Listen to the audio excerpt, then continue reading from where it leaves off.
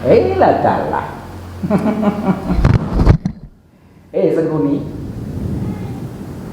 Wis pirang-pirang wektu sliramu isih gawe ontran-ontran.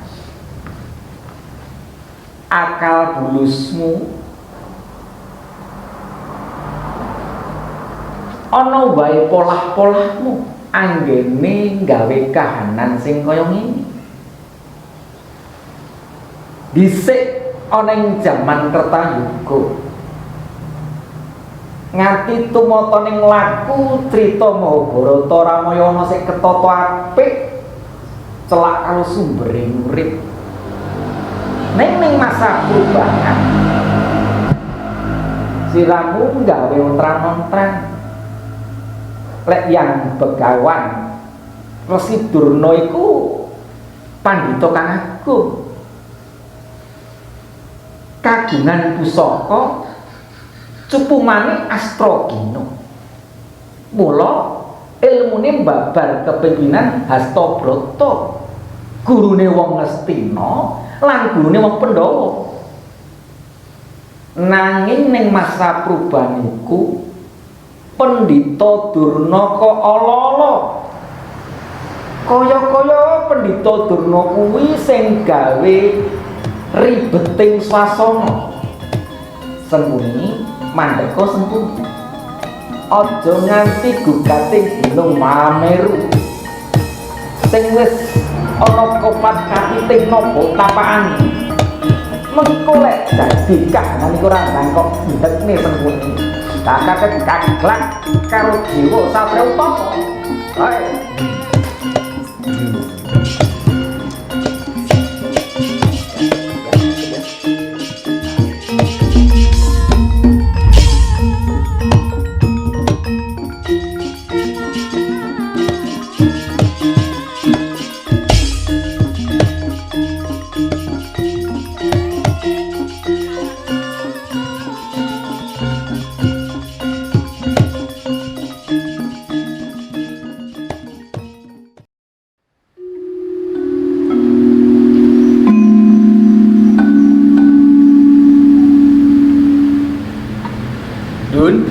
Hawik nam astu mugi rahayu sagung dumadi.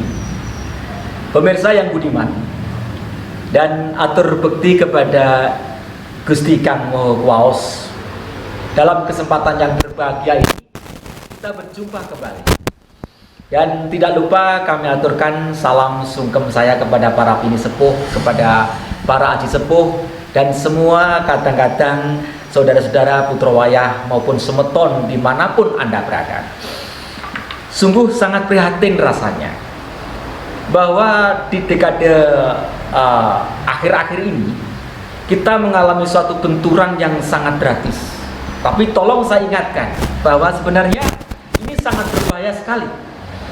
Karena hitungan saya menurut tahun terakhir masa peralihan ini, yaitu di tahun 23 nanti, ada kejadian yang sungguh sangat mengkhawatirkan, yaitu polemik yang dimulai dari Puncak Mahameru. Nah, Puncak Mahameru ini sangat bersejarah sekali dan sangat disakralkan di kala tahun sebelum 6000 tahun sebelum Masehi, dan kemudian ditulis kurang lebih tahun 3000 sebelum Masehi tentang kitab Mahabharata dan Ramayana. Walaupun yang menulis secara tertulis adalah saudara-saudara kita yang ada di belahan barat Hindi. Ya, sini merupakan belahan timur. Jadi zaman itu di saat tahun 3000 yang dinamakan sebagai peradaban yang sungguh sangat luhur, yaitu Saka Dwipa.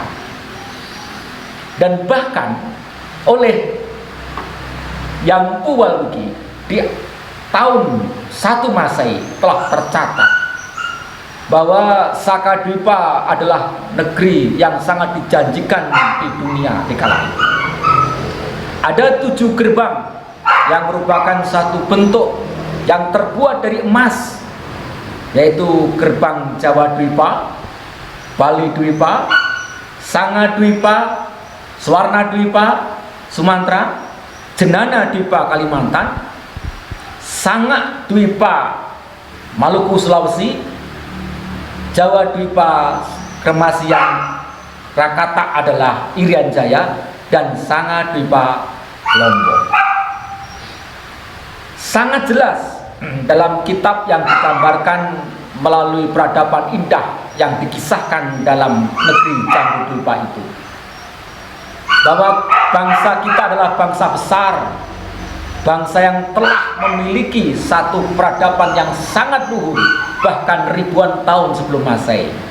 Dan bangsa kita telah memberikan satu sumbangsih yang selama ini tidak pernah diperhitungkan kepada penjuru dunia, karena dharma baktinya para pejuang dharma terkenal dengan Dharmik atau Cakya, kemudian dikenal dengan bangsa Arya.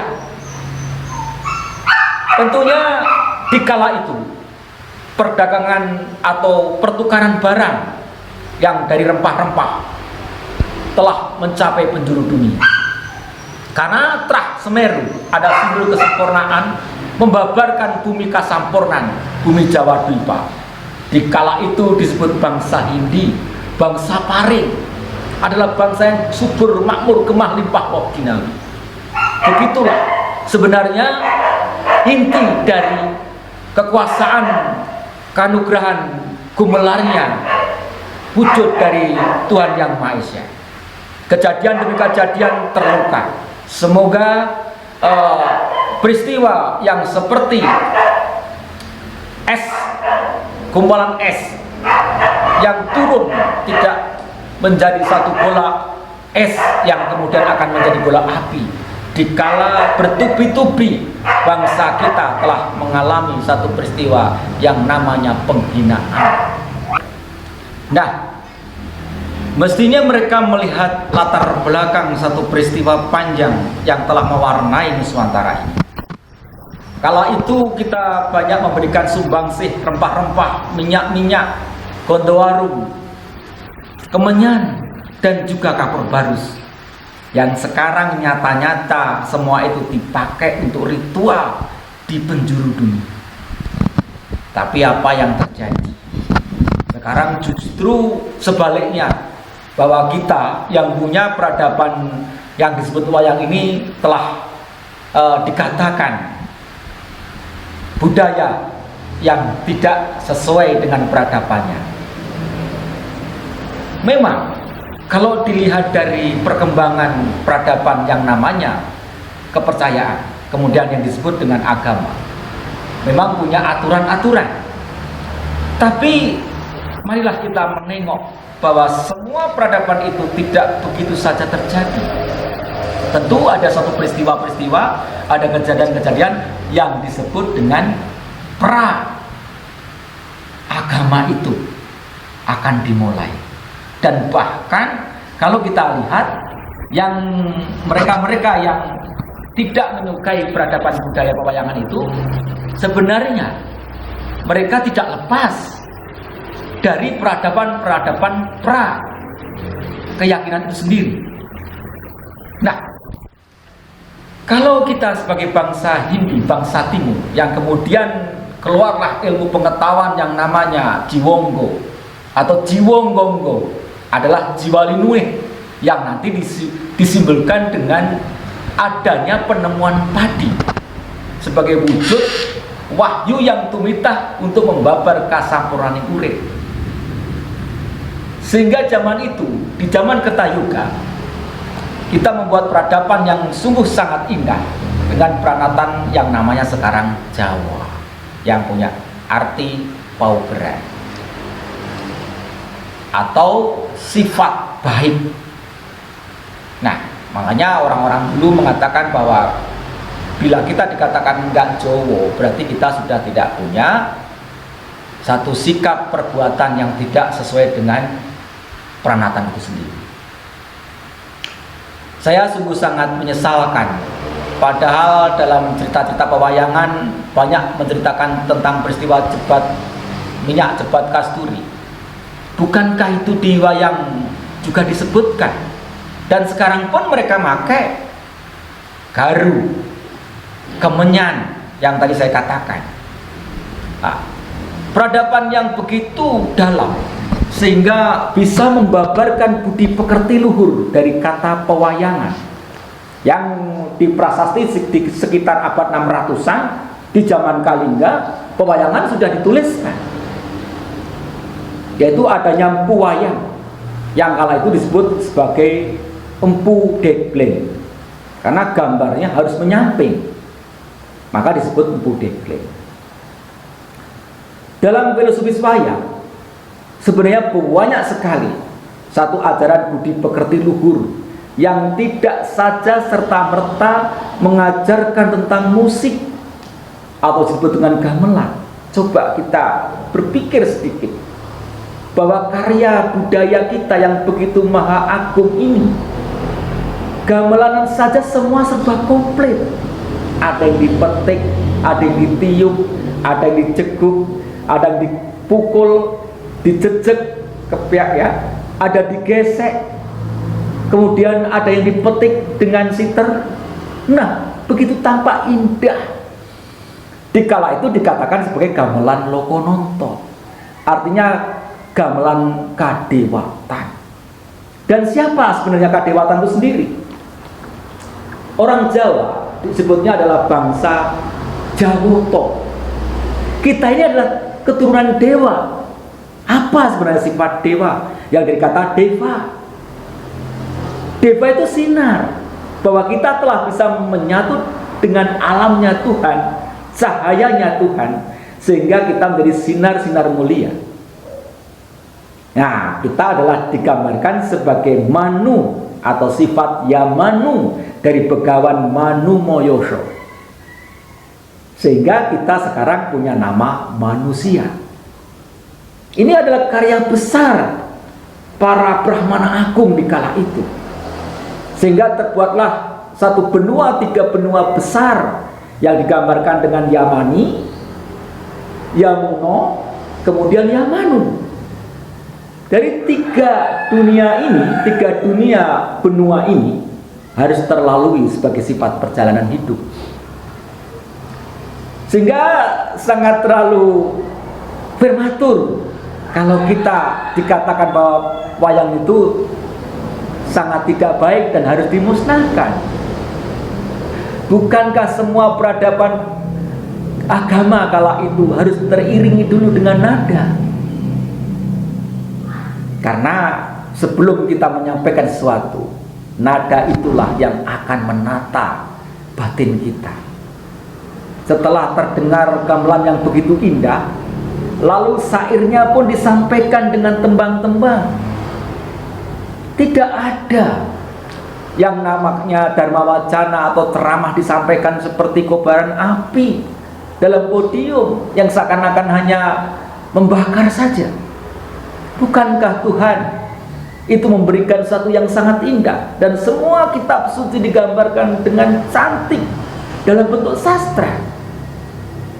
Dan saya pikir sastra itu sangat syarat dengan pewayangan kita, digambarkan dalam bentuk sinar yang kemudian diukir melalui pewayangan itu, sehingga ada simbol-simbol di sana yang memberikan satu gambaran tentang cahyo itu sendiri, yaitu merah delimo, kuning moyo, ijo rio, nilo kandi, tunjung biru.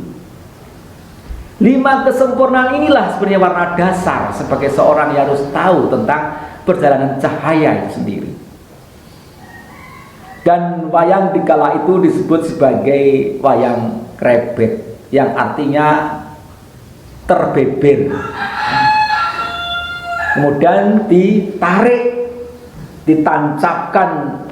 Di sana digambarkan satu peristiwa-peristiwa yang begitu indah disampaikan dalam bentuk perlambang, sehingga si dalang itu bercerita dengan begitu sahdu, diiringi dengan musik yang indah, gamelan yang indah, bahkan diiringi juga dengan tetambangan-tetambangan yang cantik, seakan-akan kita hidup di alam kadewatan dengan gamelan Lokononton.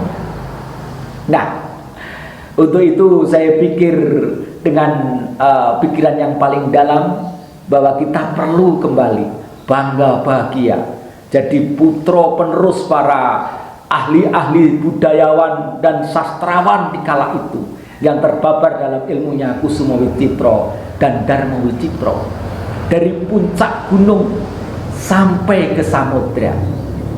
Nah, inilah dunia itu. Maka Gunungan Wayang sebagai awal mula kejadian adalah syarat akan simbol dan makna. Orang akan berpikir, jangan kau berbicara tentang agama tapi hanya kau ucapkan dengan kata-kata. Itu bukan naluri orang Jawa. Karena orang Jawa itu ilmu itu dilakoni kanthi laku. Ilmu itu harus didharmakan sebagai sifat dharma bakti agar kita ini bisa berguna bagi sesama hidup. Setelah ilmu itu didharmakan, baru kita telah mengerti bahwa ilmu itu semuanya untuk sangune urip, bukan untuk sangune pati. Ini yang keliru. Zaman sekarang mengatakan ilmu itu untuk sangune pati. Oh tidak, Tuhan tidak butuh ilmu, Tuhan maha ilmu. Jadi ilmu itu untuk lakunya kehidupan itu sendiri. Barang siapa yang telah mengerti, menyadari, memahami tentang ruang dan waktu dalam dharma baktinya, disitulah ia akan menjadi seorang pinuntun yang disebut dengan Dwijowo. Artinya seorang guru yang tidak berani memberikan kata-kata nasihat kalau dia sendiri tidak pernah melakukannya. Bahkan para Brahmana dulu sebelum menjadi seorang resi, dia harus diupacarai dulu dengan kematian. Ibarat sekarang, berani nggak mereka harus sumpah pocong dulu, dikubur, kemudian baru dia bersumpah di hadapan Tuhan, baru mengatakan ilmu yang dibabarkan dalam pengetahuannya. Saya pikir orang sekarang hanya pandai berbicara. Mereka hanya pandai membaca kemudian menyampaikannya. Makanya orang sekarang itu tidak punya kekuatan batin, sehingga ilmu itu tidak mandi. Coba kita pikir sekarang, di media TV sudah sering sekali setiap saat ada pengetahuan-pengetahuan agama. Bahkan setiap RT dibuat rumah-rumah ibadah. Tapi apa yang terjadi? Kita mengalami kemunduran yang sangat jauh sekali. Karena apa? Kita hanya pandai bicara, tapi tidak bisa pandai memberikan satu contoh kehidupan nyata, yaitu bahwa ilmu itu dilakoni kanthi laku. Untuk itulah saya berpesan kepada para putra wayah, kepada mereka yang tergugah, bahwa kita sadar bahwa peradaban yang terindah itu dibuktikan dengan berbagai macam gumelarnya alam, yang kemudian ditata dengan berbagai macam simbol-simbolnya dalam mahakarya agung, baik itu candi, baik itu peninggalan situs-situs bersejarah yang lain, termasuk seni budaya. Dan budaya dulu merupakan satu daya kekuatan utama yang tidak pernah terlepas dari budi, sehingga kita bisa membabarkan budi pekerti. Budi pekertikan itu adalah gama. Jadi semua budi pekerti itu gama yang dibentuk dalam aturan-aturan. Untuk itu, makanya dalam setiap dharma itulah mengeluarkan satu aturan-aturan yang bisa harus dijalankan sebagai kewajiban dan sesuatu yang harus dijauhi karena larangannya. Sehingga dari budi itu begitu indahnya menyampaikan ilmu pengetahuan dengan seni, karena Tuhan itu sangat halus, bahkan tidak bisa dipandang dengan mata lahir dan mata batin, tapi cukup bisa dirasakan, karena Tuhan pada dasarnya tidak punya nama, tidak punya bentuk, tidak punya cahaya, ada dalam sebuah ruang yang namanya tak terbatas. digambarkan dengan istilahnya angin atau mar, angin yang masuk ke dalam tubuh kita. Diresapi di sana akan hadir pengetahuan yang namanya Gusti, yang punya makna bagus sing ati. Di sana akan dibabar dengan kinoroyekti, adalah pengetahuan-pengetahuan jiwa yang suci. Kemudian keluar menjadi mati. Angin itu ada, tapi tidak nampak, tapi bisa dirasakan. Itulah jalan Tuhan. Sehingga dalam filosofi sepuh dulu, Anda sembah sukmo, ada sembah roko. Saat kita akan menyembah kepada Sang Maha Sukma, maka raga harus diam, harus terkendali. Makanya dengan istilah sedakep suku tunggal, itu sebagai sembah sukmo. Sembah rokonya apa? Ya kita berbuat berdharma bakti untuk kehidupan ini. Pengetahuan-pengetahuan dasar itulah yang mendasari bahwa budi pekerti luhur yang tergambarkan dalam setiap ilmu pengetahuan yang dibabarkan dalam pengetahuan-pengetahuan dalam pewayangan sudah sangat jelas sekali.